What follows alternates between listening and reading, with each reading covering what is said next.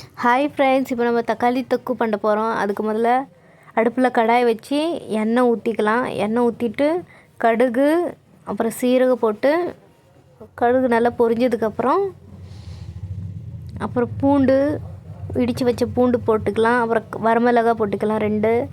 அப்புறம் கடிப்பத்தா வெங்காயம் போட்டு நல்லா வதக்கிக்கலாம். முதல்ல நல்லா வதக்கினதுக்கப்புறம் அப்புறம் வெட்டி வச்ச தக்காளி போட்டுக்கலாம். தக்காளி போட்டு நல்லா ஃபஸ்ட்டு உப்பு போட்டுக்கலாம். உப்பு போட்டு அப்புறம் நல்லா வதக்கிட்டு அப்புறம் மஞ்சத்தூள் அப்புறம் சாம்பார் தூள் இல்லை குழம்பு தூள் கூட போட்டுக்கலாம். அது போட்டு நல்லா பரட்டிக்கலாம். முதல்ல நல்லா பரட்டினதுக்கப்புறம் டக்குன்னு வச்சு மூடிக்கலாம். ஒரு 10 நிமிஷம் கொஞ்சம் நல்லா இதாகட்டும். இங்கே பாருங்கள், நல்லா இதாகிடுச்சு. நல்லா தொக்கு மாதிரி பதத்துக்கு வந்துருச்சு.